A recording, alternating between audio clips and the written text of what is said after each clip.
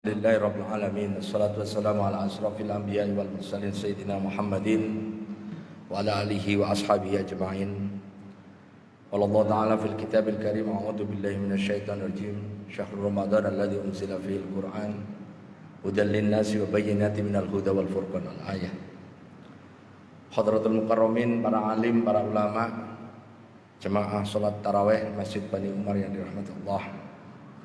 Alhamdulillah, kita kembali bisa masuk masjid lagi untuk melaksanakan Qiyamul Lail di bulan Ramadan ini. Yang setahun lalu kita di rumah, mudah-mudahan dengan protokol yang ketat, insya Allah Allah hindarkan kita dari penyakit Covid dan Allah angkat penyakit wabah ini dari bumi Indonesia dengan izin Allah Ta'ala. Amin ya Rabbal Alamin. Salawat serta salam marilah kita sanjungkan kepada baginda Nabi besar Muhammad Sallallahu Alaihi Wasallam, yang sunnah-sunnahnya kita ikuti. Mudah-mudahan itu sebagai tanda cinta kita kepada beliau, dan itu menjadi penyebab insya Allah nanti rahmat Allah pada kita dan kita dikumpulkan beliau di surganya Allah Ta'ala. Amin ya Rabbal Alamin. Ma'asyiral muslimin ya rahmatullah, Bapak Ibu yang ada di bawah ya, di lantai 1, saya akan sedikit menguraikan perihal fikih menyangkut pandemi, di mana kita sekarang mungkin dulunya nggak kepikir kita sholat dengan masker, kemudian kita sholat dengan berjarak. Mudah-mudahan materi yang saya sampaikan ini menambah keyakinan kita bahwa Islam adalah soleh, cocok di kulli zaman wa makan, di setiap waktu dan setiap tempat. Jadi mudah-mudahan nanti kita semakin yakin bahwa Allah melalui baginda Nabi Muhammad SAW yang memberikan risalah Islam ini adalah agama yang hak, agama yang benar. Di dalam kitab Al-Ihkam fi Usulil Ahkam, para ulama membagi af'alnya Nabi itu 3, yang semuanya mempunyai dampak hukum. Jadi apa yang dilakukan Nabi itu punya dampak hukum pada umatnya. Termasuk nanti ketika kita melaksanakan sholat dengan cara distancing seperti ini. Yang pertama adalah al-af'al al-jibiliyah, atau di kitab lain disebut al-adat al-insaniyah, yaitu kebiasaan-kebiasaan baginda Nabi sebagai manusia, sebagai insan, sebagai orang Arab, sebagai suku Arab, di mana beliau bagaimana duduk, bagaimana berdiri, bagaimana makan, bagaimana minum, bagaimana cara berpakaian, itu semuanya ada pada Nabi. Dan ulama menyepakati apa yang ada Nabi terkait dengan al-adat al-insaniyah, hukumnya adalah mubah. Namun kalau kita niatkan kita ittiba pada Nabi, sebutlah Nabi kalau makan itu kana Nabi sallallahu alaihi wasallam bisalatin asobi, dengan 3 tangan, jempol, telunjuk dan jari tengah. Kalau kita ikut cara makan Nabi, maka insya Allah itu dihukumi sunnah dan dapat pahala. Tapi pada umumnya kita kalau makan pakai tangan tidak 3 tapi 5. Nah ini masalah, berarti itu mubah. Walaupun sama-sama pakai tangan, tapi kalau pakai 5 hukumnya mubah. Tapi kalau 3 sunnah.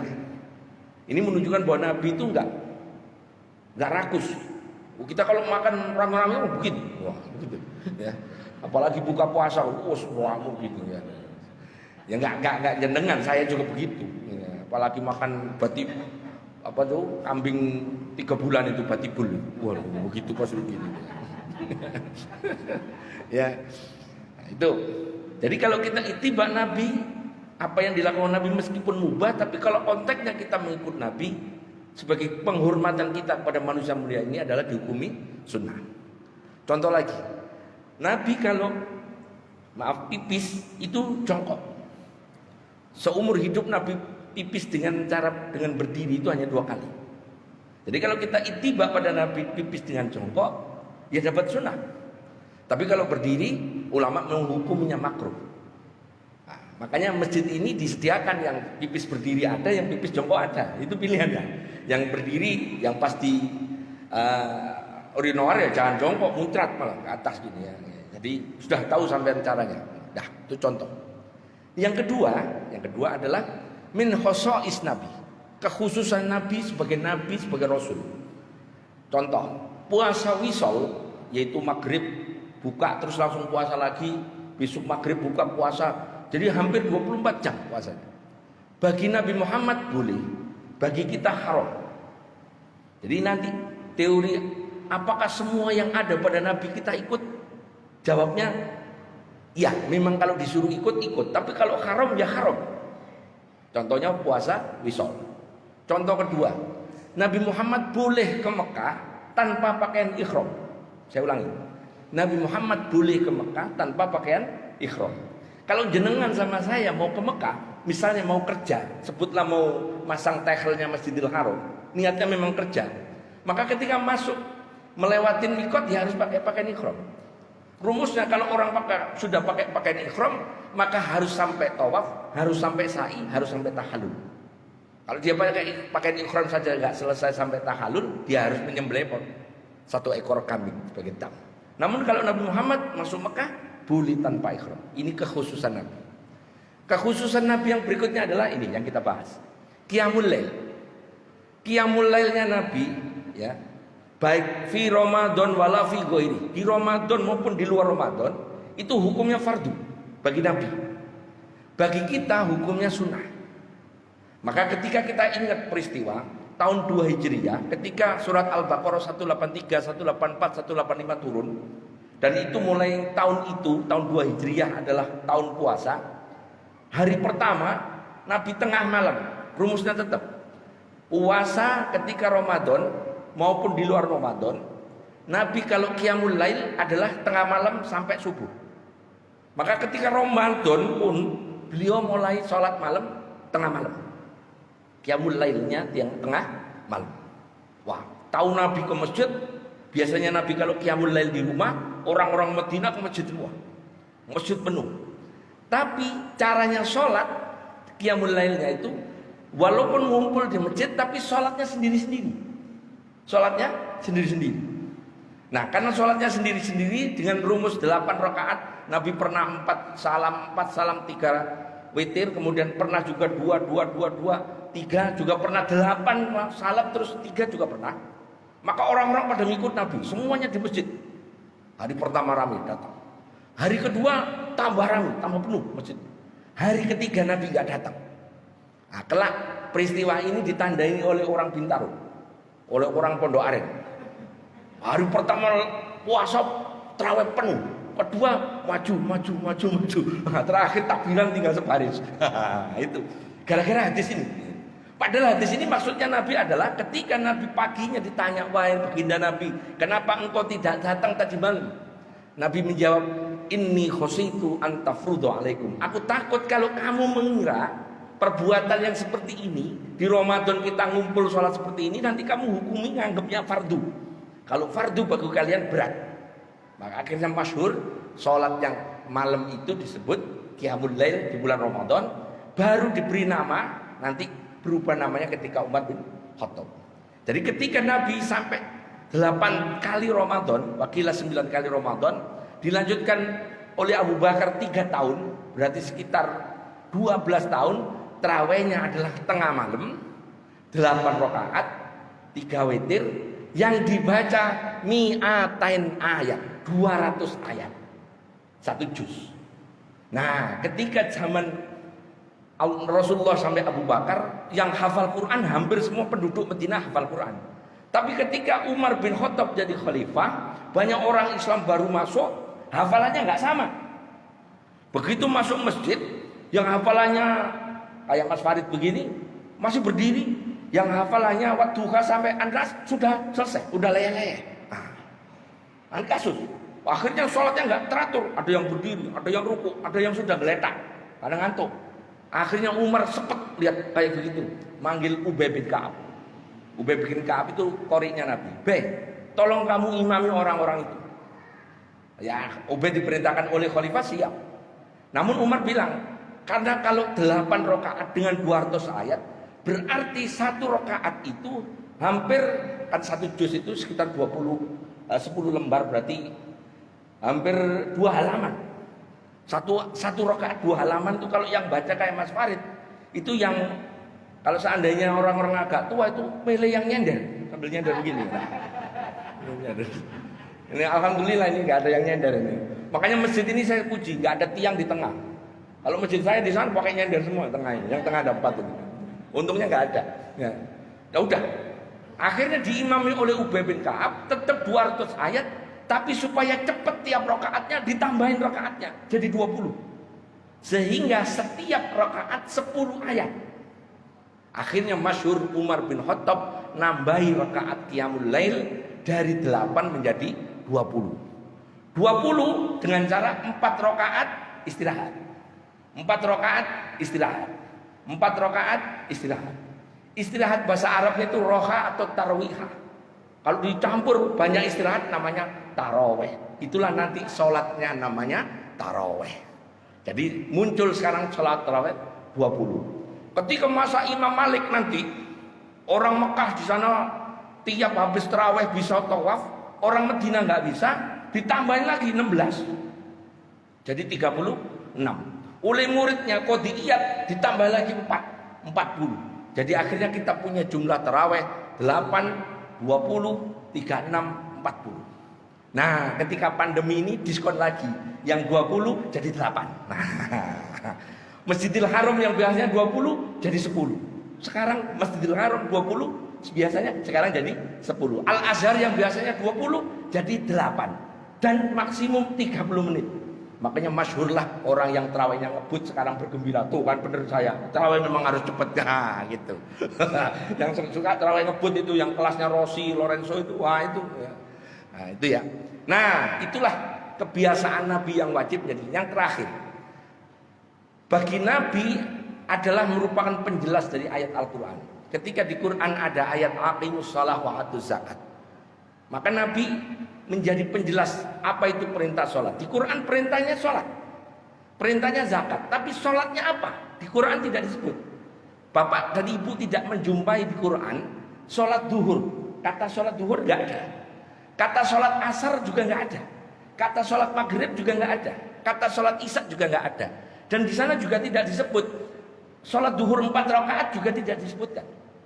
Maka kalimat aqimus sholat wa atuz zakat atau wa yuqimunas sholat wa yutuna zakat ditafsil atau diberi penjelasan oleh Nabi. Itulah yang disebut Nabi sebagai penjelas. Sebagai penjelas dari apa? Dari perintah yang ada di Al-Quran. Maka Nabi berkata, "Shollu ra'aitumuni usolli." Sholatlah kalian seperti aku sholat. Karena Nabi memerintahkan orang-orang untuk melihat Nabi sholat, maka orang-orang pada melihat Nabi sholat. Nabi kalau sholat sunnah kebanyakan di rumah, saksinya Ibu Aisyah. Tapi kalau sholat fardu berjamaahnya di masjid. Maka orang-orang melihat caranya Nabi sholat. Suatu saat Nabi melihat, Abu Hurairah melihat Nabi kalau takbiratul ihram ngangkatnya begini. Begini. Terus sedekapnya di dada. Sahabat lain lihatnya Nabi itu kalau takbir begini. Sedekapnya antara dada dan perut. Akhirnya masyhur. Orang yang begini biasanya dadanya sedekapnya di sini. Orang yang begini biasanya di sini. Itu sedekap. Kemudian ketika Nabi rukuk, sujud, lihat Nabi Abu Hurairah lihat Nabi sholat dengan apa? Tangannya dulu sampai ke tempat sujud. Tangannya dulu. Wa'il bin Hujr lihat Nabi sholat, ternyata dengkulnya dulu ke tempat sujud. Ya sampai jangan nyoba-nyoba kepala sampai dulu yang tempat sujud. Pasti gelosor sampai ya. Nah disinilah letaknya nanti. Terus ulama mengkut pendapatnya Abu Hurairah dipakai oleh Imam Malik. Makanya menurut Imam Malik sujud yang sunnah adalah tangannya dulu ke tempat sujud. Menurut Imam Syafi'i sujud yang sunnah adalah dengkulnya dulu ke tempat sujud. Tapi 4 mazhab sepakat tidak ada yang menyuruh kepalanya dulu ke tempat sujud. Jadi itu letaknya kenapa kita ada mazhab. Karena ada ayat yang sifatnya dhonni di Quran, kemudian ditafsir oleh Nabi. Orang-orang melihat Nabi sebagai figur dalam melaksanakan ibadah, sebutlah sholat. Begitu juga zakat, begitu juga haji.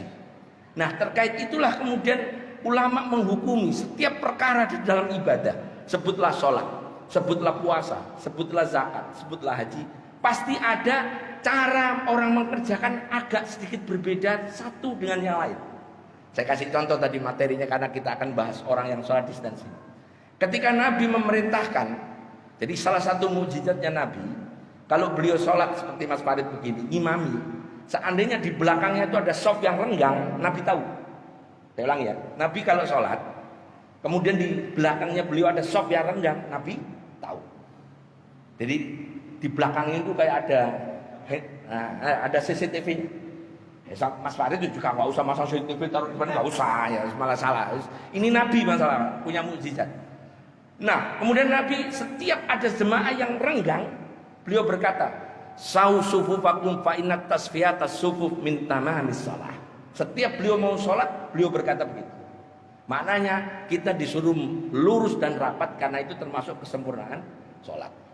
Ulama menyepakati bahwa sholat dengan shaf rapat itu ada yang menghukumi wajib, ada yang menghukumi sunnah. Yang menghukumi wajib adalah Ibnu Hazm dalam kitab Al-Muhallal mengatakan, siapa orang yang shafnya renggang, nah seperti ini, maka sholat berjamaahnya batal. Wah, kalau kita pakai hadis ini bubar kita. Kita harus cari tempat supaya ini enggak bubar. Maka dibantah pendapatnya Ibnu Hazm.